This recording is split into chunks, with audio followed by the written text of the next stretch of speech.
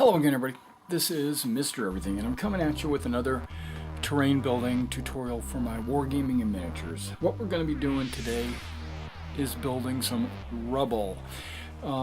As you know, I've been doing a lot of terrain for bolt action, 20 millimeter.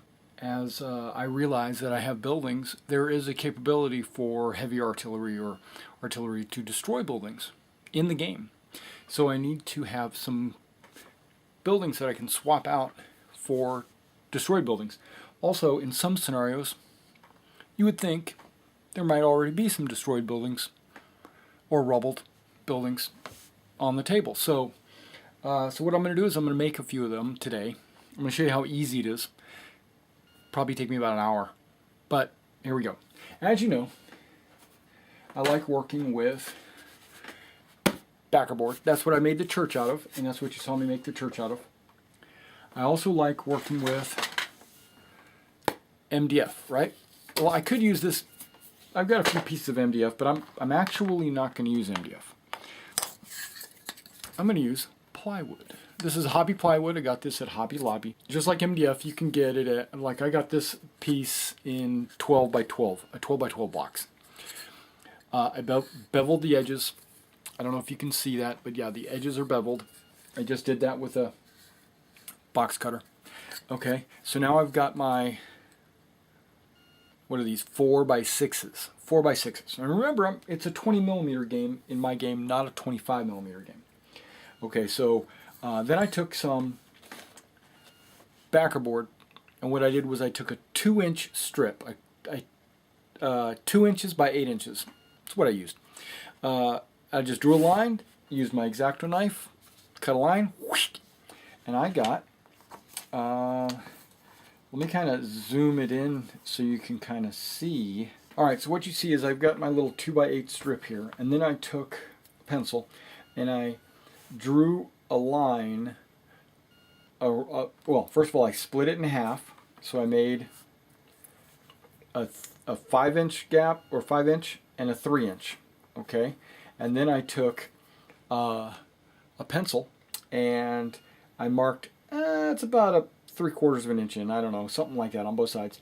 And then I made it almost straight up, across, and up. So the wall here would be 1 inch tall, which would be taller or as tall as one of my men, right? Okay, so it basically becomes a wall. And then I did the same here. And then I imagined that this building probably had windows, might have even had a door, I didn't even think of that, but probably had windows. So I drew a section here, well, you can imagine these separate. I drew a section here and a section here where the windows would have gone. And I measured it about a 1/2 inch from where the base will be. Same with these. I put like 1 window there, 1 window there, 2 windows on these long walls. So far so good. What I'm going to do is I am going to glue these together, not like this, but as a corner, like that, right? And then I'm going to put that on the board.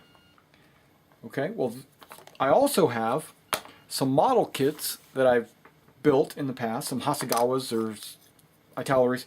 They had some rubbled walls as part of the model kit. So what I've done was I've gone ahead and assembled those.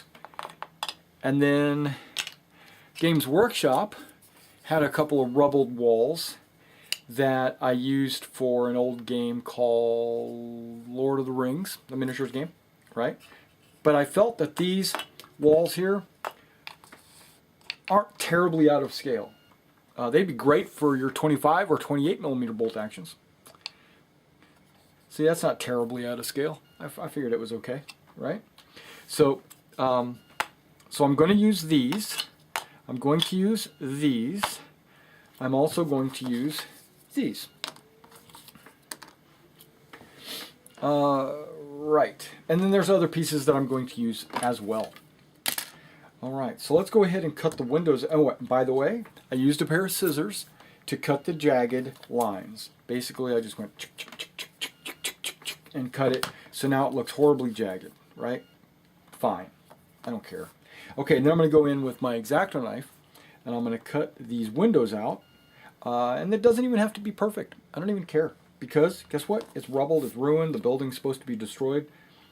So the lines, they don't have to be straight.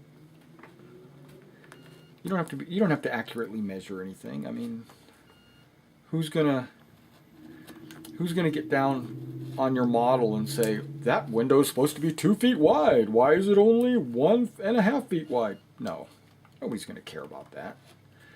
And if they do, are they the kind of people that you want to be gaming with? I wouldn't want to game with someone like that. Alright, so let me cut these out and I'll be right back. Alright, so now I've got these windows cut out, right? And remember to save those extra pieces of window. When you cut those pieces of window out, save those. Alright, so now what we're going to do is we're going to glue the walls to the boards. Now, the reason why you might want to save these, let's say, right? The way I'm going to do it is this is going to go on. That's going to go on its own. I'm going to push that up to the side, and this one is going to go on this one. But not only is it going to go on there by itself, I'm going to bring one of these brick walls onto it as well. Okay, so it's going to look a little like this. Right? And then I'm going to put this over there. Right? Something like that. And then if I wanted to, I could take some of these window pieces that I've cut, and I cut them in various different shapes, and right? Because they came off of the rubble. If I glue these side by side together, I could put them just over here in the corner.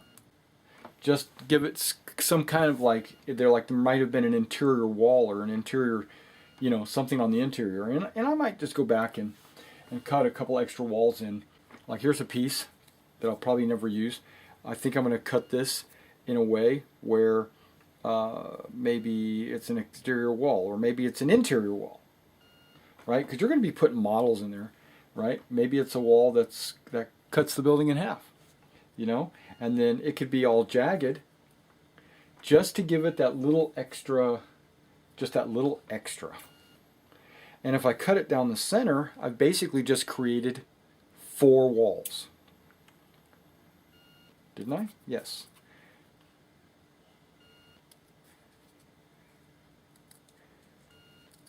And these are not tall walls. These are just enough to make it so that you can see that it was there in the building. Okay, let me cut this in half and I'll be right back. Alright guys, welcome back. Now that was that one piece, right, that I cut in half, and now it just became 2 jagged walls. I'm going to cut these walls shorter, maybe in half for that one, maybe not in half, maybe low, you know, 2/3 to 1/3 on that one. Just randomness, just going random. Okay, let me start gluing stuff down, and then I'll show you another cool technique to add more detail. Alright guys, now you can see that I've got my 3 buildings that I'm working on. I've got the walls glued down, right? I've glued the model kit walls. I've got the Lord of the Rings walls on here. I know, we're crazy, right? Lord of the Rings working in World War II. And then I've got my interior walls kind of just haphazardly, randomly glued. The extra little pieces that I cut out of the windows, I glued them down, and I added a couple extra, like this one, this one, and this one, and this one. I cut off camera and put it on there.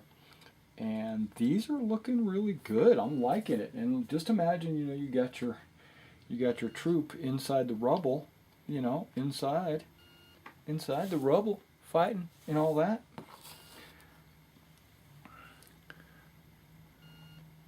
You know, so, but what I'm going to do is I'm going to let this tacky glue dry a little bit, give it 30 minutes to an hour or whatever, and then I'll be back to do the next step. And what I'm planning on doing now is, there's a couple of things I want to do.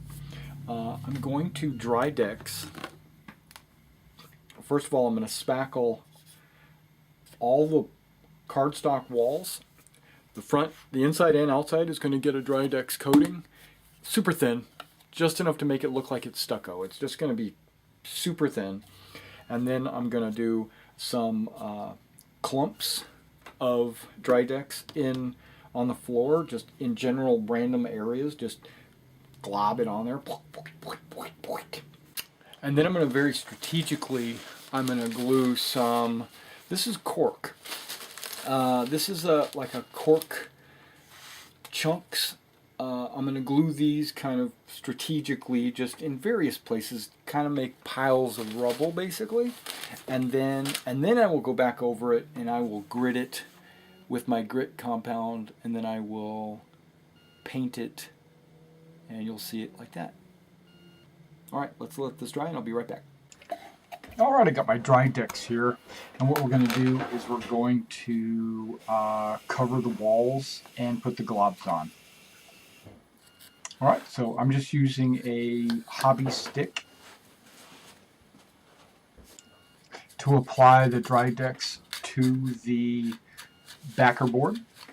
I'm just putting a very thin layer.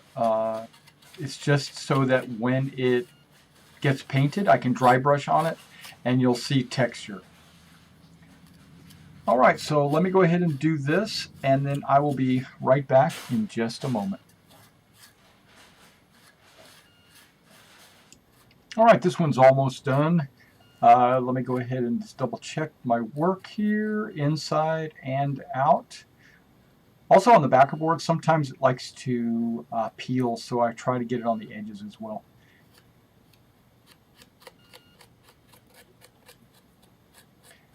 It kind of seals the edges. Here, take a look at this. Wait, I got the interior wall right here I got to do.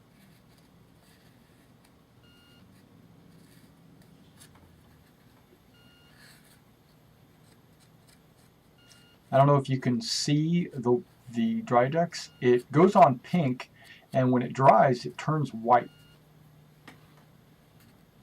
And you can see that a lot of it's already turning white. It's going to be dry before I finish all of them. Okay, we're going on to the next one. Looks like he's pretty much already finished, except for the two plastic walls. And look at that, it's almost already white. Alright, let's move on to the next step. Alright, so the next step here is just to put the clumps on. And I'm going to use my Mark 1 finger, scoop up some, and then we're just going to clump it into the different corners. Now what I've decided to do while I was thinking about this was I was going to put piles of rubble near the openings, like where you see gaps between the various walls. Mostly on the inside, almost all on the inside, because that's where the building would collapse. It would collapse on the inside. There would be some debris that would fall to the outside. Now, like this piece you just saw me apply, that has nothing to do with any exterior walls or anything. But see right here, I'm putting some in the corner where maybe some of the rubble would have fallen to the outside. And it's going to be right at all of the openings. Alright, so let me clump this up and I will be right back.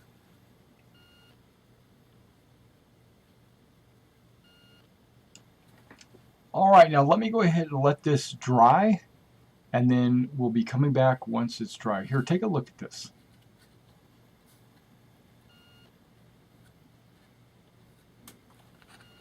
Looks good.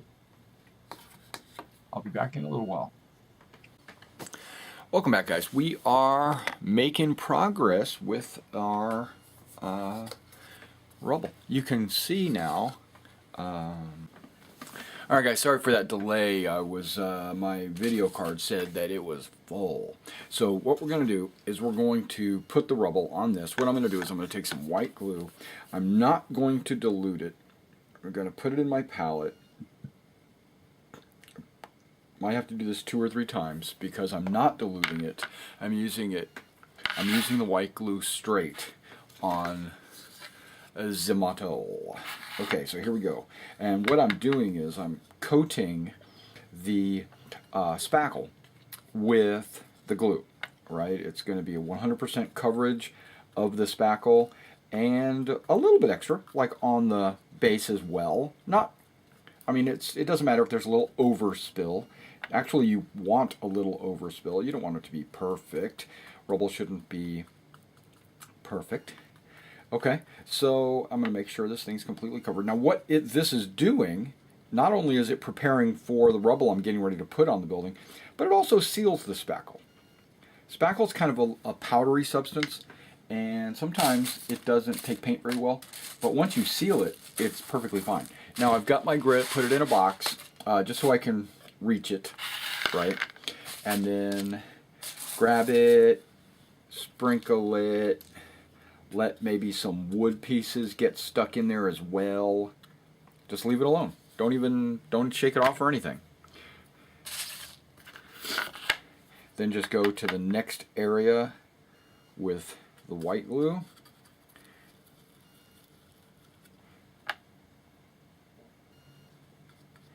Coating the spackle 100%. That's the idea anyway.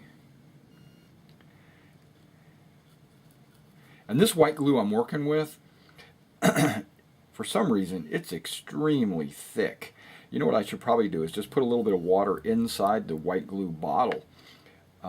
Mainly just to try to help me thin this thing out, but it's been thick for a while now. I think that's 100% coverage. That's what it looks like. Grab some cork rubble pieces. Let them fall where they may. Make sure none of them are sticking over the edge of the board. Okay, let me do these other 3 pieces and I'll be right back. Alright guys, now what you do is we're going to be using this here in just a second, as well as my traditional grit. But before we do that, I'm going to let this dry for, I let it dry for just a minute. And then what we do is we take it and we flip it over and we knock off any of the excess. We let the little excess pieces fall off. I see this one moving around. Take it off. Good. Next one, I've got one here that I haven't already shaken. This is one that I have not already shaken off. So let's go ahead and, yeah, you can see some pieces are falling off.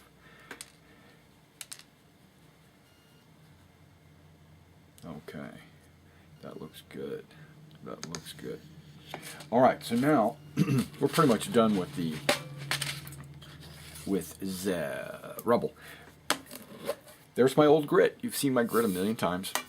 What it is sand and ballast rocks. Okay, and so what I'm going to do now is I'm going to put the glue in, and then I'm going to water it down. And then I'm going to brush it in between all the different cracks and crannies, nooks and crannies in there, sprinkle the sand on there. Okay, now these pallets I got, I don't know, Hobby Lobby, I think I got them for like 50 cents. Awesome pallet. I use the pure white one for my glue. And on my paint ones, the ones I used to paint with, like mix my paints, I coat it in, I coat it with aluminum foil, so that when I'm done with those 10 colors, I can just peel the aluminum foil off, throw it away, and put another piece of aluminum foil on there. And what that does is it makes it easier for cleanup. I don't have to clean the palette per se, as just have to peel off the aluminum foil. Alright, so here we go. Gritting. And this kind of gives you an idea of how the grit... Now I'm not going to worry about where I put the grit. It doesn't matter. I'm just going to try to get it in all the little nooks and crannies. Now because I'm putting it on either MDF board, unprimed MDF board, or unprimed wood right here, right, this plywood, You can't do too much of an area because the glue will soak in.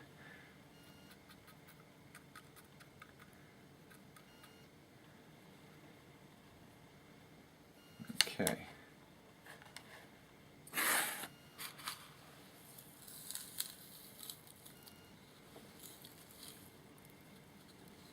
Just a little something, a little some. That's all it is. It's nothing.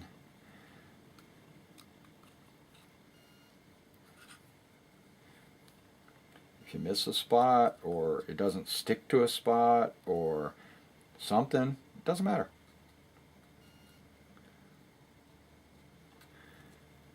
Because you're going to paint it in a minute anyway. See? And then you get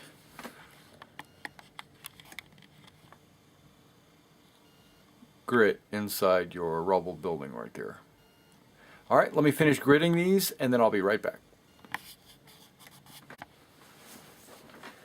Alright guys, we are done gritting them. Okay, and so now what we need to do is let this glue dry. It takes about 30 minutes to an hour, believe it or not, because it's been watered down.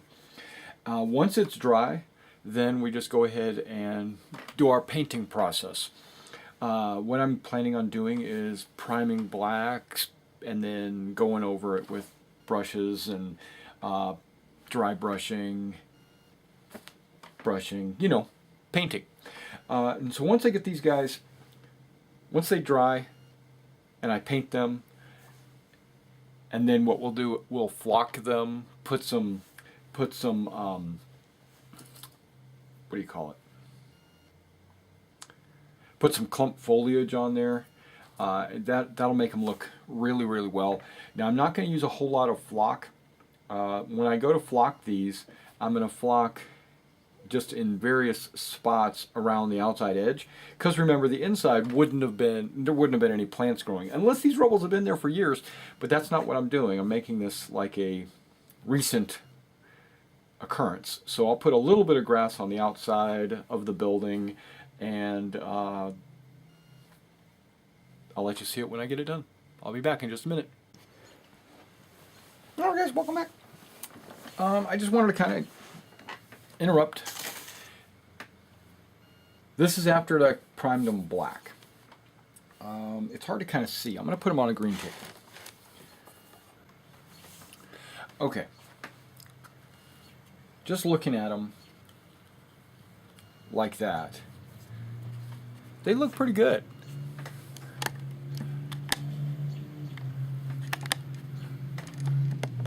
I mean, just looking at them like that, that looks okay, right? Well, we're going to paint them up a little bit and add a little flock, and they're going to look even better.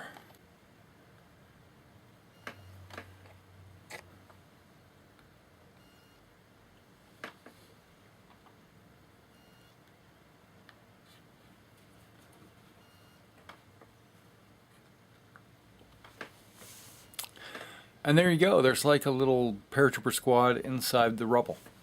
Doesn't that look pretty cool? That looks cool to me. All right, let me go ahead and paint these up and I'll be right back. There we go. Welcome back, guys. We are finished. We have finished these ruined buildings in 20 millimeter. They look good. What do you think? I think they look pretty good. I'm going to zoom in a little bit so you can kind of see the quality and the workmanship on these guys.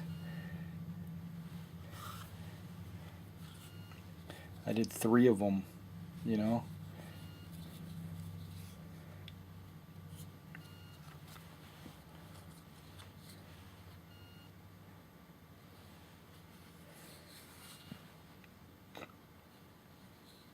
All right, so let's recap real quick the process of making these buildings. Cut out MDF or plywood, bevel the edges. Simple enough. Either use model kit building materials or make your own using backer board. Cut out what you need, glue it onto the base,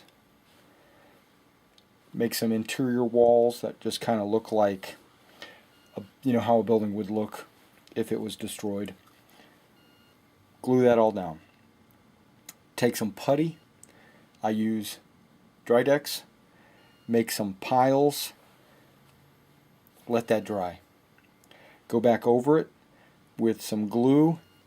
Drop on some cork and some balsa wood chunks to give you debris. Grit the entire base like you normally do with any terrain piece model. Paint your model to your liking. I use brown for the dirt. I use like a dry brush of an ochre on the dirt to make it kind of shine, and then I did a dry brush of slate on the inside and on the walls. I touched up the wood pieces with like a teddy bear tan or something like that to tan up the wood, but then I also put a little touch of that along the walls because I think the walls could have been or should have been made of wood. Flocked the outside, did not flock the inside because I don't think that your house has grass growing on the floor on the inside. Now if you were making some kind of rubble that had been there for a few months, years, absolutely put some grass on the inside because it would have happened. It would grow, it would get overgrowth. I dropped a couple of, you see one there, you see one there. I basically put a little bit, very little, because less is more when it comes to this, of some clump foliage. Done. Alright guys, if you like my videos, please like my video. If you want to subscribe to the channel, please do. And if you are wanting to or able to support the channel, please hit the PayPal Me link below. Any donation is greatly appreciated. Will be used towards making additional pieces of terrain and tutorials, as well as possibly wargaming. Alright, so I'll catch you next time.